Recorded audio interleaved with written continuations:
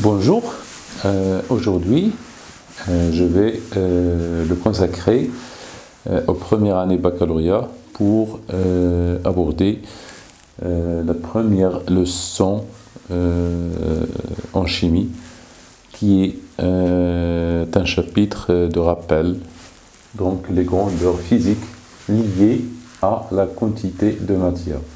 À partir de ce titre, on va déterminer les grandeurs physiques qui sont en relation ou bien en liaison avec la quantité de matière en chimie. Donc, d'abord, je vais vous donner un rappel. Vous connaissez tous ce que veut dire la quantité de matière. Donc, une définition très simple. Donc, la quantité de matière notée N, qu'on note N, est la grandeur utilisée pour spécifier un nombre d'entités microscopiques, atomes, molécules, ions, électrons, etc.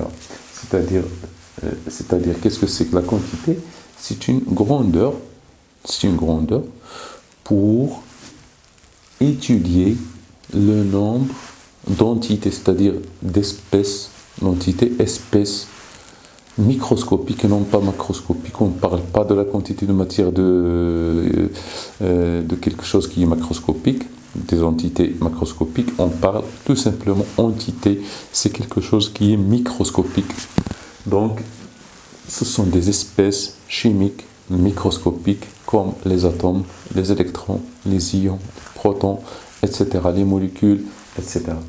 Donc, c'est une grandeur qui nous donne une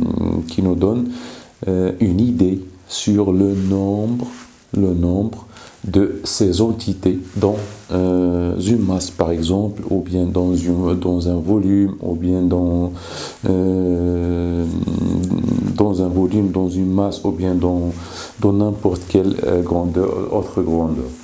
Donc, c'est une manière de déterminer ou bien de savoir le nombre de ces espèces dans la matière. Donc, on la note N. Donc,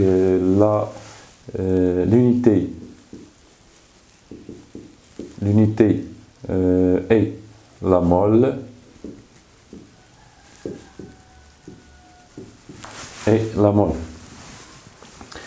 Donc, durant cette vidéo, je vais traiter quelques exercices d'application extraits. Ces exercices sont extraits d'une série que je vais vous laisser dans la description. Donc, vous allez trouver dans la description cette série. Donc, je vais me contenter de choisir quelques exercices pour les traiter comme application à ce cours. Donc, je vais passer toujours dans le cadre de la quantité de mouvement au nombre d'Avogadro. Le nombre d'Avogadro.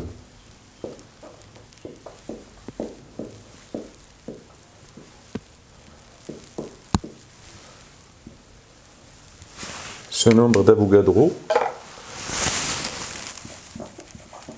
le nombre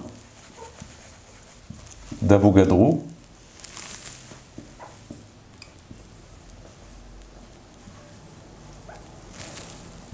noté Na est donné par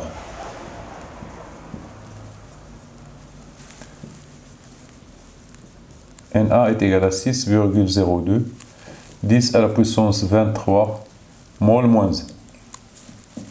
C'est-à-dire, qu'est-ce que ça veut dire?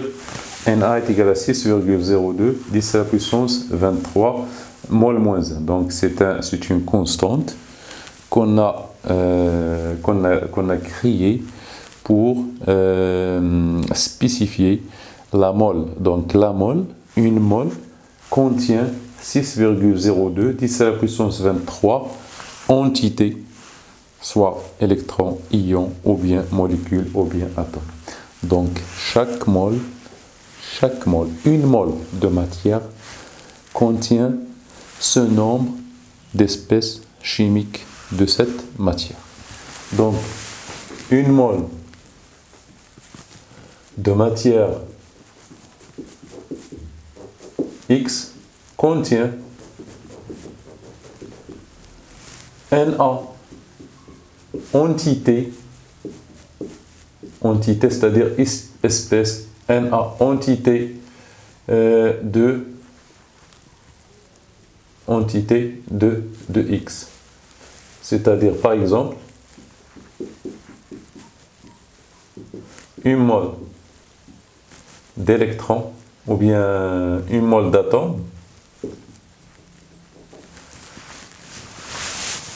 contient 6,02 fois 10 à la puissance 23 atomes.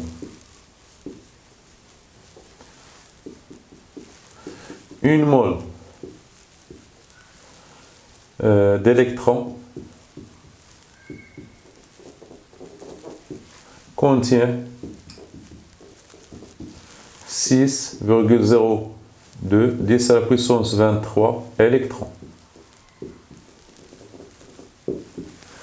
Une mole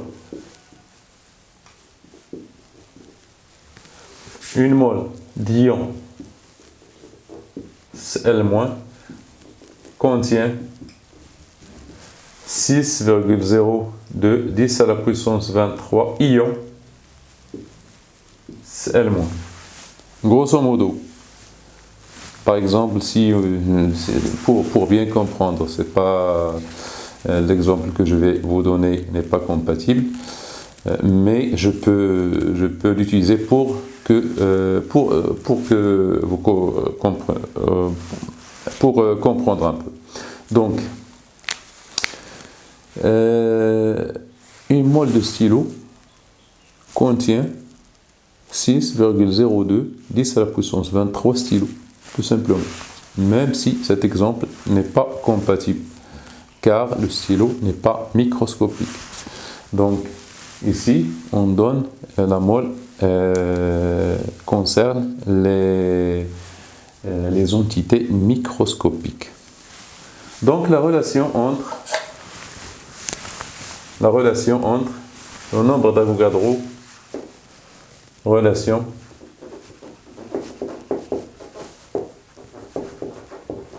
entre N, la quantité de matière,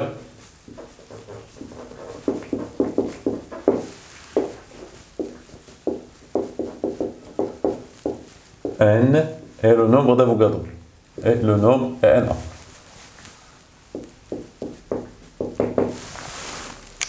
Donc on a dit que une mole de matière X, une mole correspond à quoi? Correspond à Na. Une mole correspond à Na entité. Donc N mole correspond à le nombre N. Par exemple,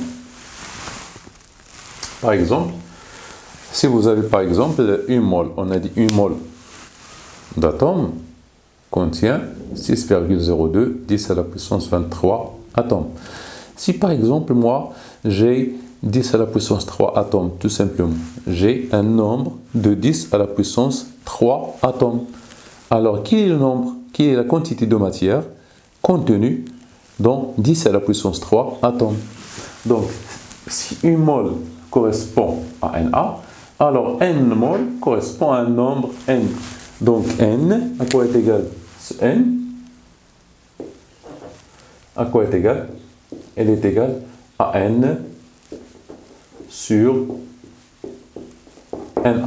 Donc c'est une simple règle de 3. Voilà, c'est une simple règle de 3. Donc n, par exemple, je vais vous donner un exemple, un petit exemple. Quel est le nombre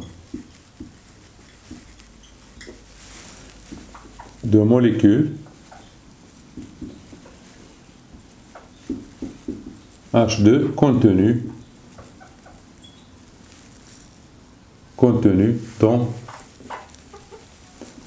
10 à la puissance 3 mol, ou bien 10 à la puissance moins 3 mol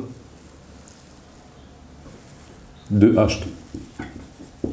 Donc, quel est le nombre de molécules H2 contenu dans 10 à la puissance... Donc, on cherche le nombre de molécules qui correspondent à 10 à la puissance moins 3. On a quoi? On a n, à quoi est égal? Est égal à n fois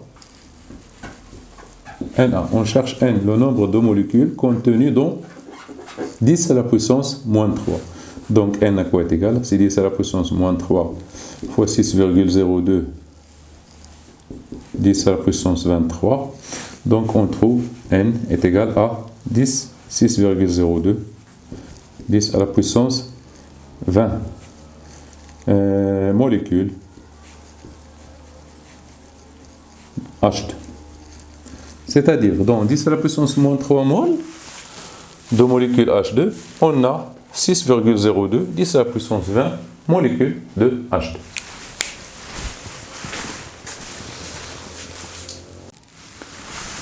On passe à la masse molaire. Alors, qu'appelle-t-on masse molaire? C'est la masse d'un mol. Donc, la masse du mol de matière. On appelle masse molaire la masse molaire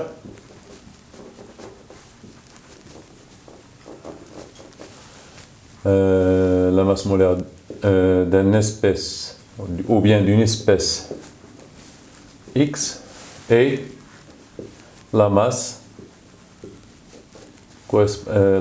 correspondante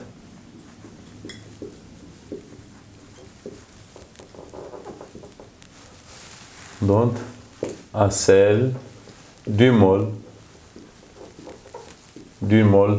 de cette espèce.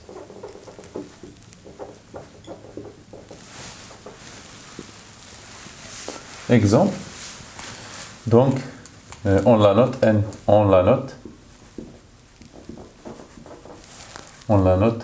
m et sans unité, et l'unité est son unité,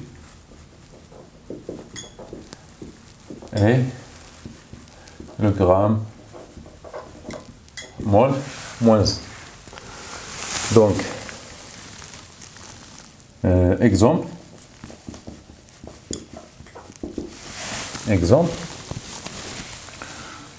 M de H est égal à 1 gramme mol moins 1. La masse molaire de l'hydrogène, c'est 1 gramme par mol. C'est-à-dire, 1 mol d'hydrogène, H, pèse 1 gramme. C'est-à-dire aussi 6,02 10 à la puissance 23 atomes H pèse 1 gramme. Donc c'est la masse d'un mol, ou bien du mol. C'est la masse du mol de matière. Donc 1 mol d'hydrogène pèse 1 gramme. M de H, je vais vous donner par exemple. Alors les masses molaires, c'est pas à prendre, attention, il ne faut pas prendre ces masses, on vous les donne souvent. Donc, un autre exemple, M de O, par exemple, est égal à 16 grammes mol moins 1. Toujours, c'est-à-dire 1 mol d'atome d'oxygène pèse 16 grammes. Donc, M de H2O, par exemple, l'eau est égal à 2m de H, ça vous le savez, plus m de O qui est égal à 18 grammes par mol. C'est-à-dire 1 mol d'eau pèse 18 grammes. On passe au volume molaire.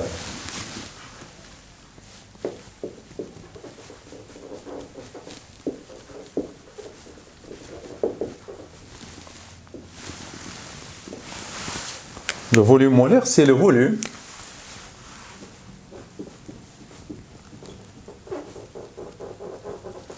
occupé par une mole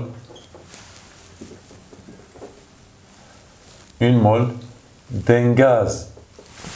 Cette fois-ci, d'un gaz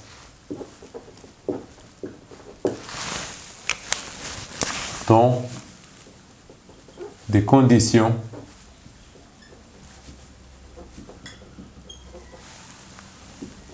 de température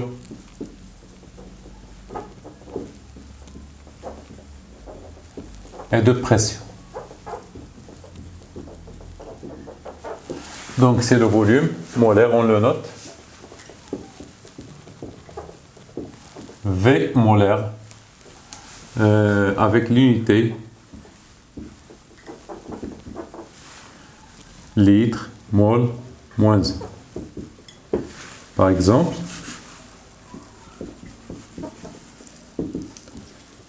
à 0 degré C, à 0 degré C,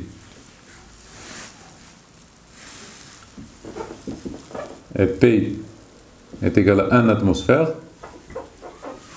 Donc la pression est égale à 1 atmosphère, c'est-à-dire 10 à la puissance 5 pascal. 1 atmosphère. On a Vm sensiblement est égal à 22,4 litres mol moins 1. C'est-à-dire on peut enfermer dans ces conditions une mole de gaz, n'importe quel gaz, doit occuper un volume de 22,4 litres par mol. C'est-à-dire on peut enfermer une mole dans un volume de 22,4 litres. Une mole de matière, une mole de gaz, par exemple d'hydrogène ou bien d'oxygène ou bien d'azote, etc. Donc c'est le volume molaire.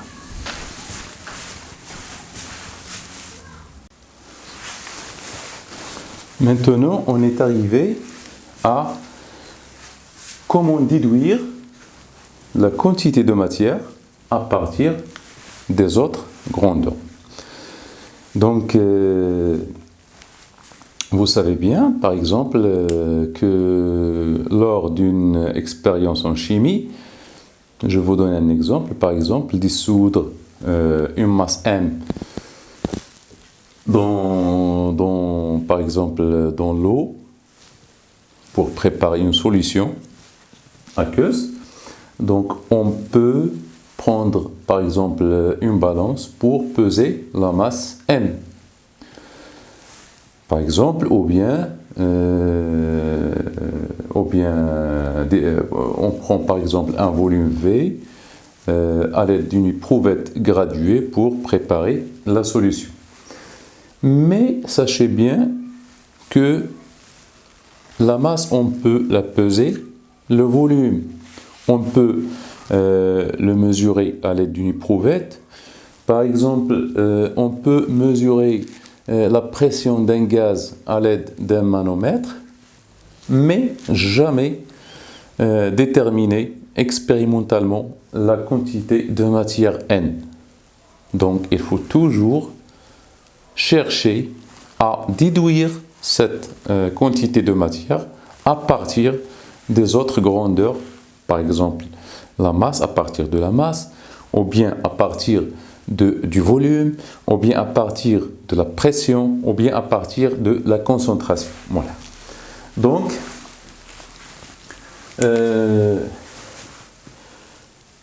voilà, détermination. Donc, premièrement, à partir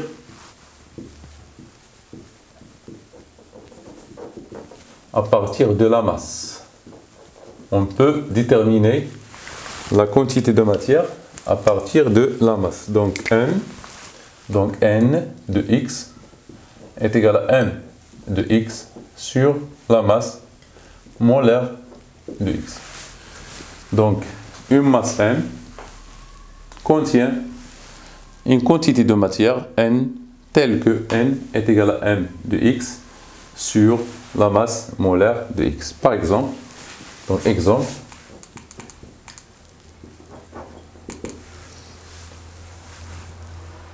quelle quantité de matière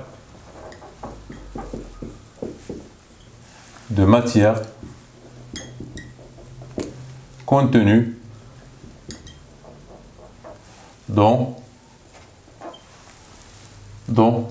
1 gramme,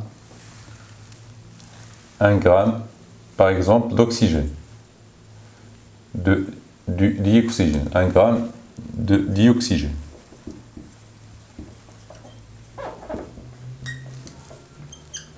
O2. Donc, facilement,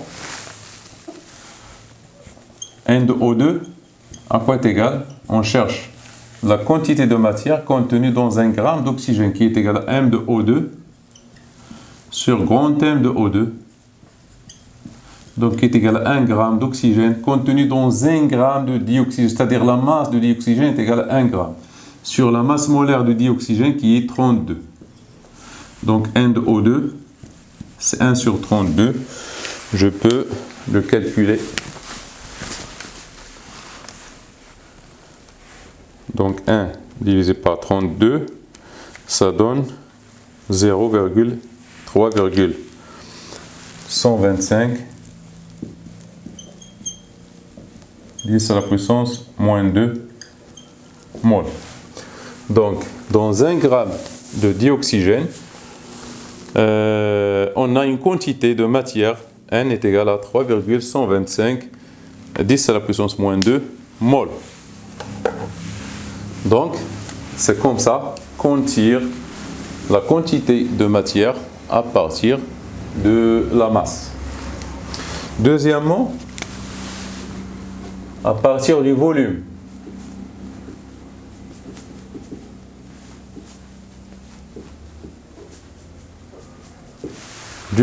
C'est-à-dire, dans ce cas, on a dilué par exemple un volume d'un gaz, K des gaz, ici K des gaz, K des gaz. Ici, c'est le cas des solides. Ce n'est pas le solide, c'est en général. C'est donc K des gaz. Donc N de X qui est égal à le volume dissous, X sur le volume molaire. N est égal à le volume dissous sur le volume molaire. Je vais vous donner un exemple, un petit exemple. Quel volume faut-il dissoudre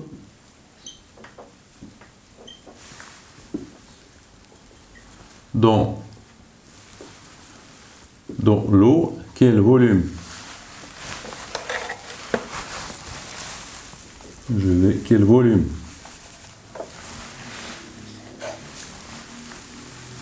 Quel volume d'HCl, l'acide chlorhydrique gazeux, faut-il dissoudre dans 1 litre d'eau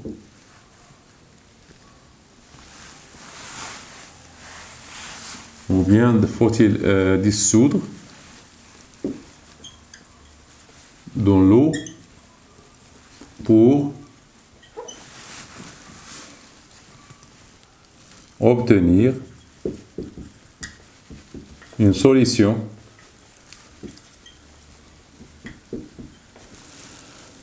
qui contienne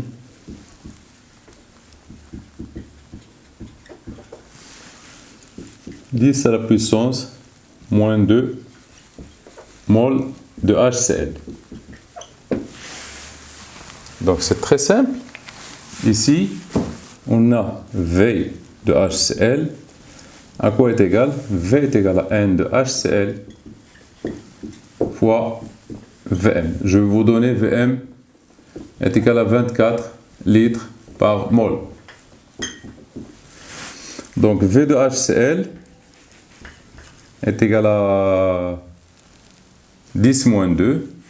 Donc on a la quantité de matière, c'est 10 moins 2, fois 24 qui est égal à 0,24 litres. Donc il faut dissoudre 0,24 litres dans l'eau pour avoir N est égal à 10 à la puissance moins 2 mol.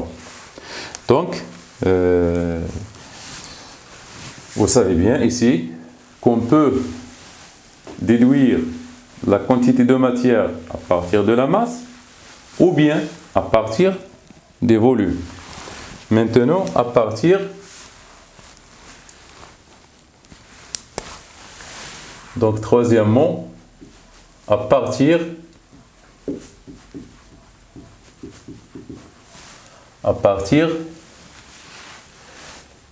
des volumes dans le cas des liquides.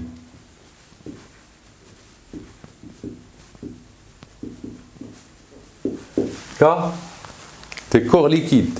Donc, il y a les corps gaz, on peut mesurer le volume d'un gaz à l'aide d'une éprouvette graduée, comme on peut mesurer le volume d'un liquide aussi avec une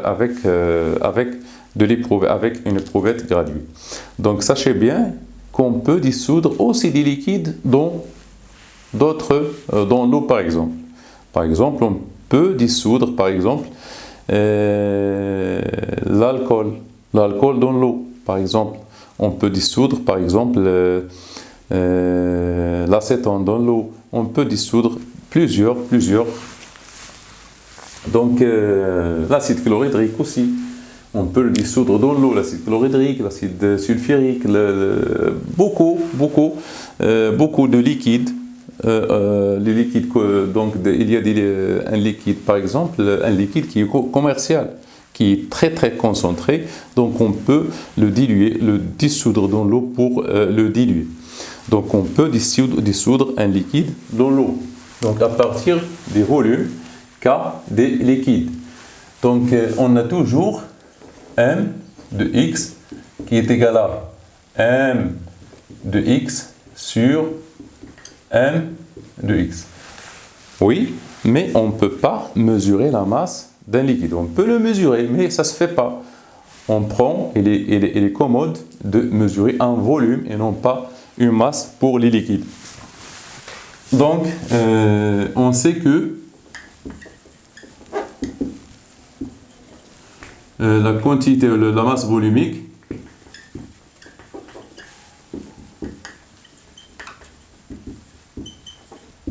ρ de x qui est égal à la masse de x sur le volume de x. D'où on peut tirer la masse m de x, à quoi est égal? Est égal à ρ de x fois v de x. Donc, avec ρ, dans ce cas, ρ de x en grammes par litre, litre moins 1. Donc, on peut avoir que, ici c'est n et non pas m, donc n de x, à quoi est égal? C'est ρ de x fois v de x, le volume qu'on a mesuré, sur la masse molaire de x. Or, donc c'est une relation, mais parfois on vous donne la densité. Parfois on vous donne la densité. En cas où on nous donne la densité de la solution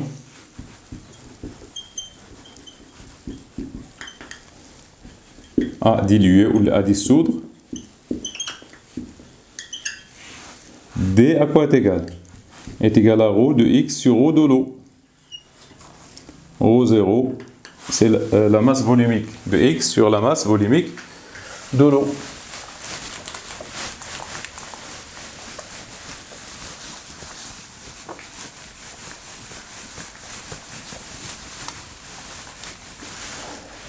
Donc dans ce cas, ρ0, la masse volumique de l'eau.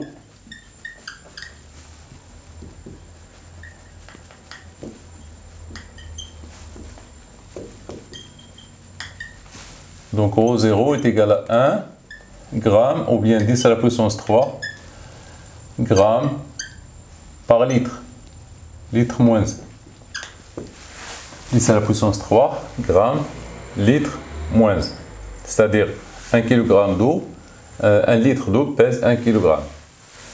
Donc ici, on aura n de x à quoi est égal. Donc ρ est égal à d. Donc ici, vous pouvez tirer ρ de x qui est égal à d fois ρ0. Donc qui est égal à d fois ρ0 fois v. X, c'est d de x fois sur la masse molaire de x. Donc, je vais essayer de traiter un exercice, comme je vous l'avais dit au début, un exercice de la série que je vais déposer sur la description. Donc je vais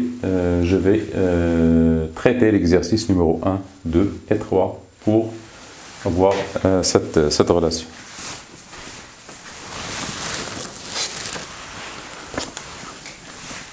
Donc exercice numéro 1.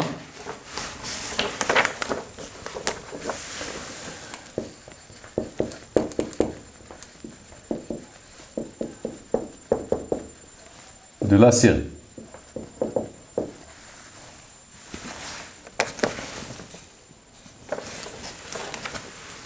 Donc l'exercice numéro 1, il est très simple. Le composant essentiel du savon a pour formule C18. Donc C18, H35, O2, Na. C'est la formule du savon. Donc quelle est la masse molaire du savon? Premièrement, M à quoi est égal? Est égal à 18 fois M de C plus 35 fois M de H plus 2 fois M de O plus M de Na. Donc, calcul. M est égal à 18 fois 12 plus 35 fois 1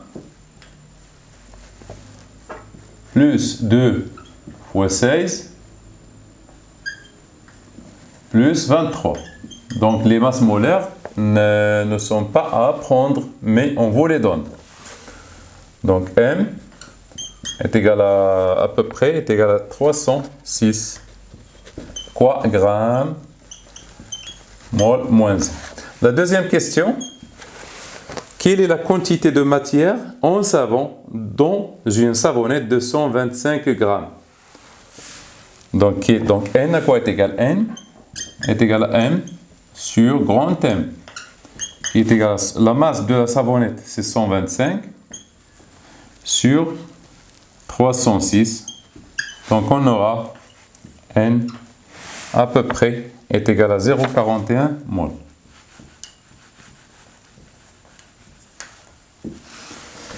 Donc on passe à l'exercice numéro 2.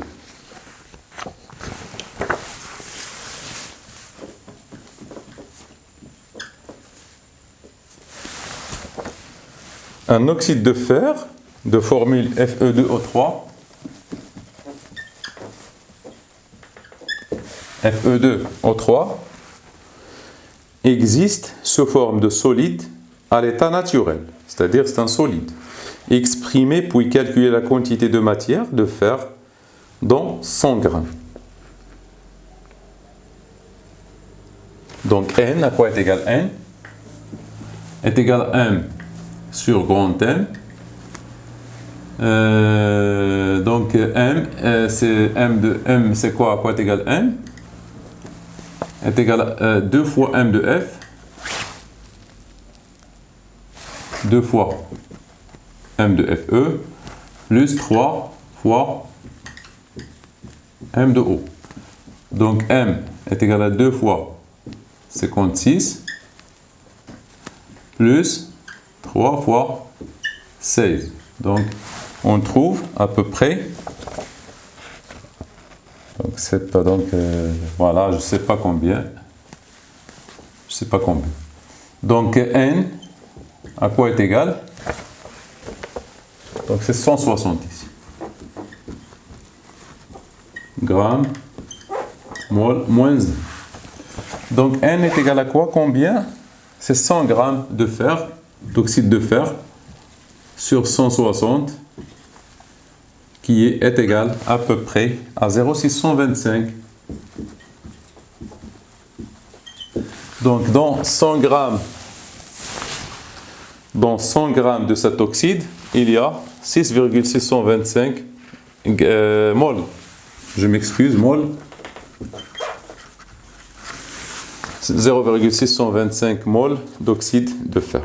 Deuxièmement, combien de molécules H2O contenues dans 100 grammes d'eau? Deuxièmement. Donc dans 100 grammes d'eau,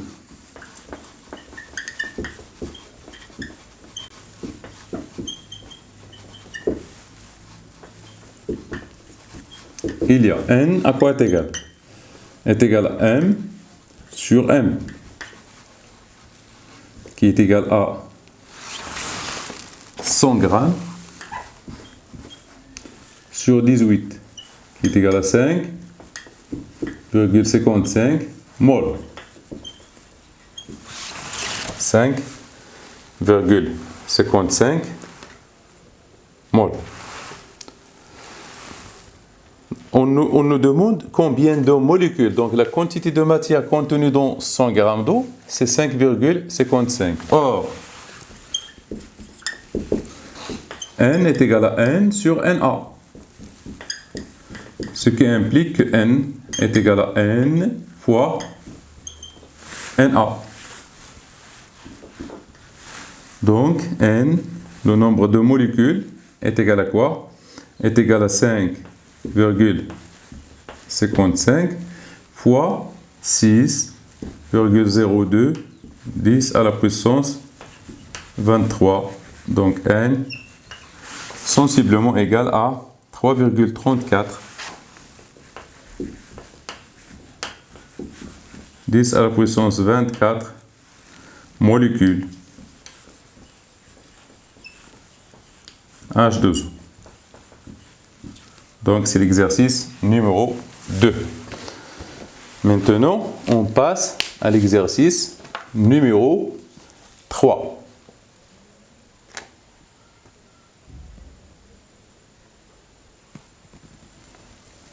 Donc on passe à l'exercice numéro 3. Donc je vais effacer ici.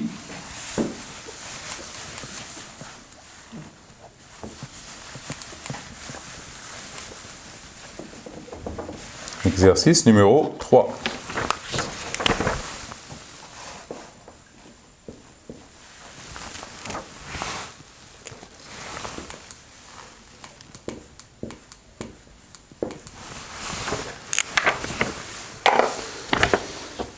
Alors, on vous dit ici que l'alcool utilisé comme antiseptique local peut être considéré comme de l'éthanol C2H6O pur de masse molaire, M est égal à 46 g par mol, et de masse volumique, ρ est égal à 0,78 g par millilitre. Quelle est la quantité d'éthanol contenue dans un flacon d'alcool pharmaceutique de volume V est égal à 250 ml? Donc c'est très simple. Donc on nous a donné ici la masse molaire, on nous a donné la masse molaire, on nous a donné la masse volumique et le volume du flacon qui est égal à 0,250 ml. Donc M à quoi est égal? Est égal à ρ fois V sur M. Donc N à quoi est égal? ρ, c'est 0,250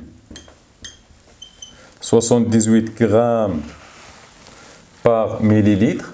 Alors ici, 1 gramme par millilitre, donc il faut multiplier par 10 à la puissance 3 pour le convertir en grammes par litre, fois V de 150 millilitres, il faut le convertir en litres, c'est moins 3 sur 46.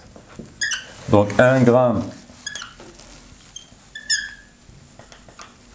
millilitre moins 1 est égal à 10 à la puissance 3 grammes litre moins 1.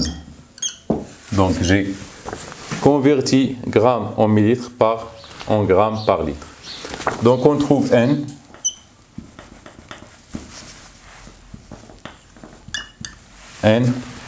est égal à 4,24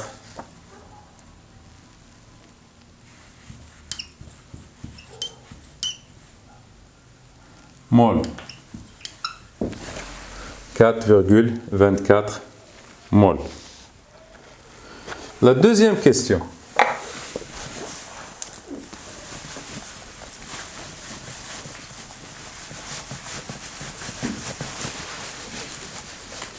Donc la deuxième question. L'éther éthylique de formule C4H10O était jadis, c'est-à-dire était auparavant, c'est-à-dire في الماضي كان في الماضي était auparavant. كان في الماضي utilisé comme anesthésique. Sa masse molaire M est égale à 74 grammes mol par mol. Et sa densité, maintenant on nous a donné la densité. Et D est égal à 0,71. On souhaite disposer d'une quantité N est égale à 0,200 mol. Quel volume faut-il prélever? Donc, on vous donne tout. On cherche V. Donc, vous avez la masse molaire, vous avez ρ de l'eau, vous avez D, vous avez N. Donc, deuxièmement, on a N est égal à D fois ρ0 fois V sur M. Donc V à quoi est égal? Est égal à N fois M sur D fois ρ0. Donc V est égal à quoi? N, c'est 0,2 fois 74 divisé par D qui est égal à 0,71 fois quoi? Fois ρ0 qui est égal à fois 10 à la puissance 3. 1 gramme par millilitre. 1 gramme par millilitre, c'est 10 à la puissance 3 grammes par litre. Donc on trouve le volume qu'il faut prélever à peu près égal à 20,8 millilitres. Donc c'est 0,0208 litres. Donc V est égal à 20,8 millilitres. Donc c'est pour l'exercice numéro 3.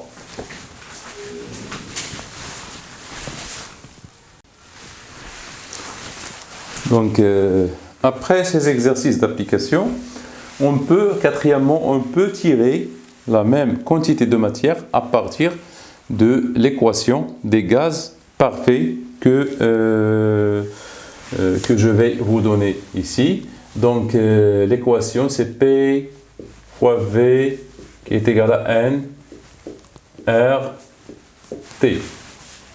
Donc cette équation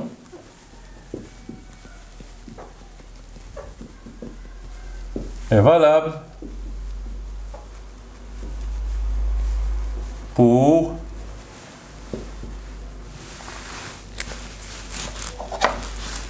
les gaz et non pas pour les liquides ou bien les solides. Il est valable pour les gaz. P, la pression du gaz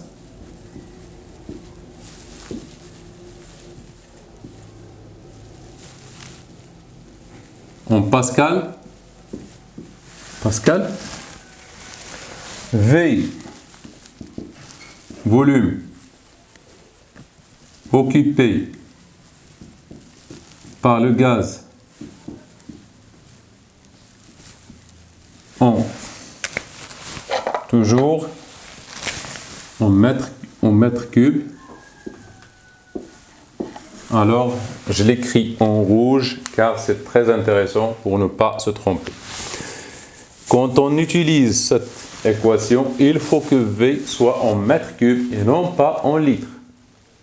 S'il vous plaît, il faut bien comprendre ces choses. N, quantité de mouvement en mol.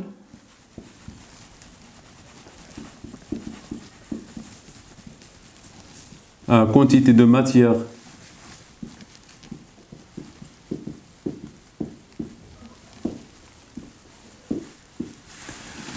R, constante des gaz parfaits.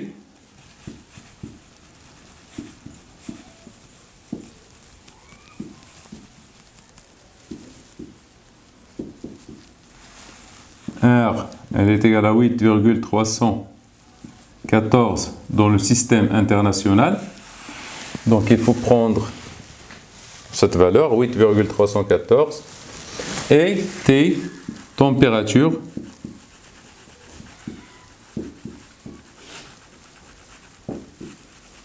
En Kelvin. Donc, T en Kelvin, elle est égale à θ en degrés C plus 273,15.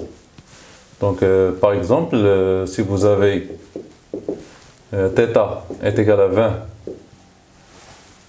20 degrés C, alors T à quoi est égal en Kelvin est égal à 20 plus 273,15 qui est égal à 293,15 Kelvin. Donc à partir de cette équation de gaz parfait, vous pouvez trouver N, la quantité N qui est égale à P fois V sur RT. On peut tirer la quantité de matière à partir de cette relation.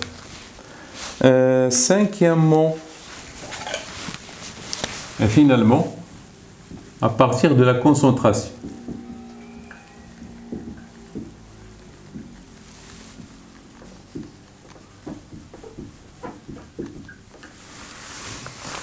Alors, vous savez que la concentration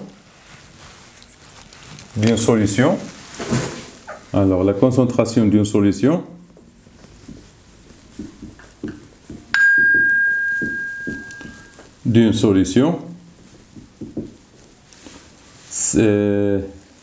C est lié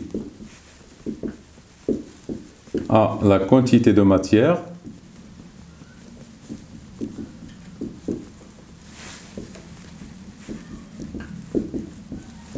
par la relation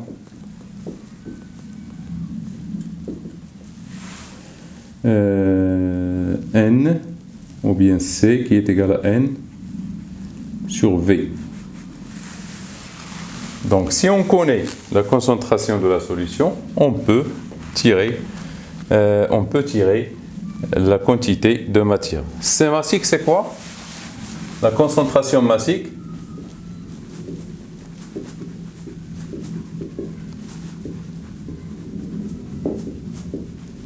c'est C massique qui est égal à la masse sur le volume.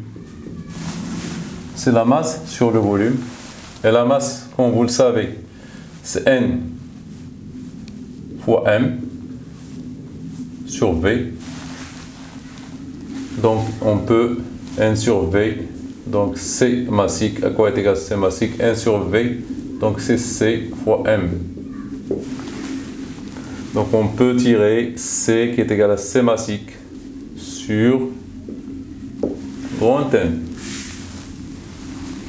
Voilà. Qui est égal à quoi? Qui est égal à N sur V. Donc on peut tirer N, tout simplement. N qui est égal à C massique fois V sur la masse molaire. Donc on peut tirer la quantité de matière à partir de la concentration massique ou bien à partir de... donc ici vous pouvez déduire N. N est égal à C fois V, la concentration fois V. Donc vous pouvez déduire N à partir de la concentration, ou bien de la concentration massique, ou bien de l'équation des gaz par.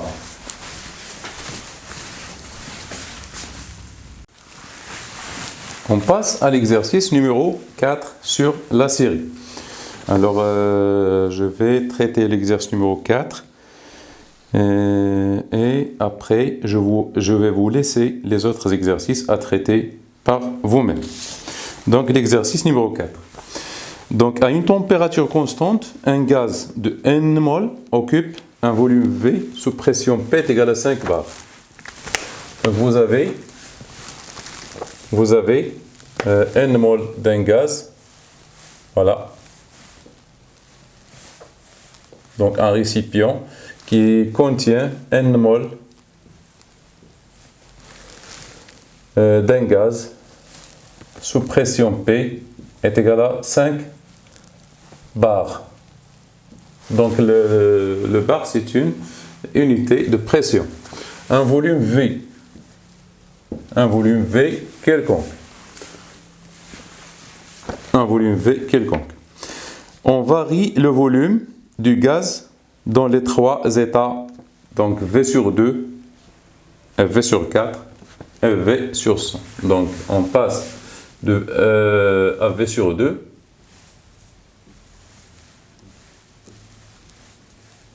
Ici, toujours on a N mol. Donc, on peut l'appeler P1. À quoi est égal? V1 est égal à V sur 2. Puis, V sur 4. On passe à V sur 4. Donc, toujours N mol. Donc, P2, je ne sais pas à quoi est égal. Mais V2 est égal à V sur 4. On passe encore à V sur 100. Toujours N mol.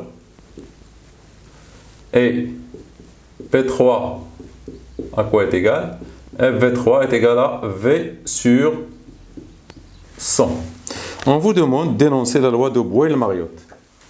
Loi de Boyle-Mariotte.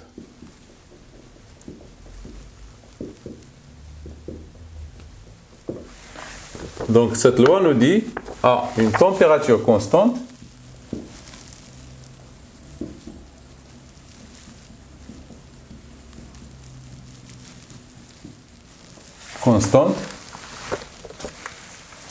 une quantité pour une quantité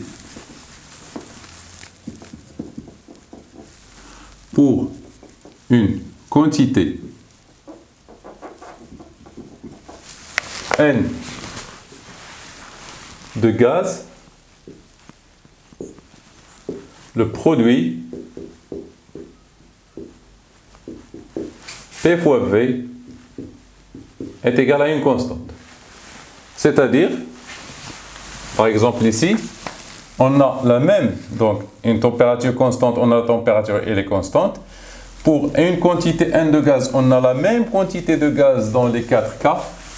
On a le produit PV est égal à constante, c'est-à-dire P fois V est égal à P1 fois V1 est égal à P2 fois V2 est égal à P3 fois V3. Donc, on vous dit dans la deuxième question, calculer la pression du gaz dans chaque état. Calculer la pression du gaz dans chaque état. Donc, état 1. Donc, l'état 1, l'état 2 et l'état 3. Donc, on a P fois V est égal à P1 fois V1. C'est-à-dire P fois V est égal à P1 fois V1, c'est V sur 2. V1 est égal à V sur 2. Donc on tire P1 qui est égal à quoi? P1. Donc V, on peut simplifier par V ici. Donc P1 est égal à 2P. Qui est égal à 10 bars.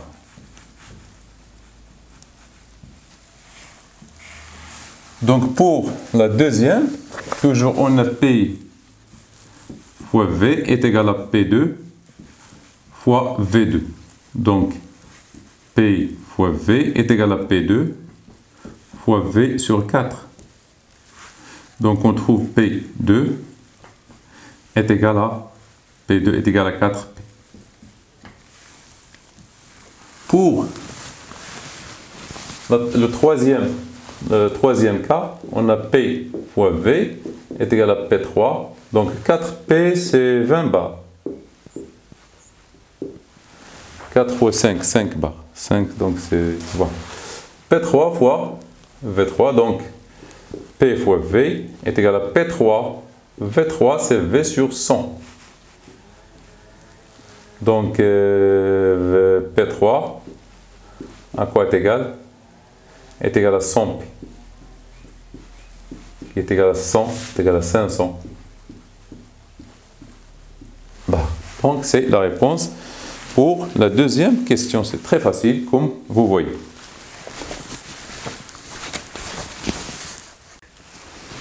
On passe à la question numéro 3. Alors on considère une quantité de matière de l'air à une température constante, c'est-à-dire toujours quand vous entendez parler de la température constante, c'est-à-dire on applique la loi de Boyle et Mariotte. On considère une quantité de matière de l'air à une température constante telle que son volume augmente de 10 ml, sa pression diminue de moitié. Calculez son volume initial. Qu'est-ce qu'on vous a donné ici? Une quantité N avec une pression P et un volume V. Alors, on vous dit que son volume V, sa pression diminue de moitié, son volume augmente de 10 ml. Donc, toujours, on a N, on a ici P' et V', tel que V' est égal à V plus 10 ml. Donc, toujours, P fois V est égal à P' fois V'. Donc, P fois V est égal à P' fois V plus 10 ml. Donc, on peut tirer P' d'après ce calcul de volume initial. Donc, P' est égal, diminue de moitié. P' est égal à P sur 2. Donc, c'est P sur 2 diminue, sa pression diminue de moitié. Donc, on peut simplifier par P. Donc, il nous reste V est égal à V plus 10 ml. Donc, de V. Donc, ça reste V à quoi est égal? Est égal à 10 ml. Donc, c'est le volume initial. V est égal à 10 ml. C'est très simple.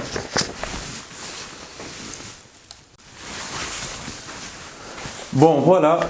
J'espère que vous avez bien compris ces astuces. Je vais vous laisser la série sur la description. Je vais vous laisser l'exercice numéro 5, 6, 7 et 8 pour la prochaine vidéo, Inch'Allah. Donc, je vous souhaite bon courage, je vous souhaite bonne compréhension. N'hésitez pas à me contacter si vous avez des problèmes. Mais avant tout, il faut bien réviser vos leçons, il faut bien réviser votre cours d'abord et comprendre ces choses. Après, vous pouvez faire vos exercices. Alors, bonne chance.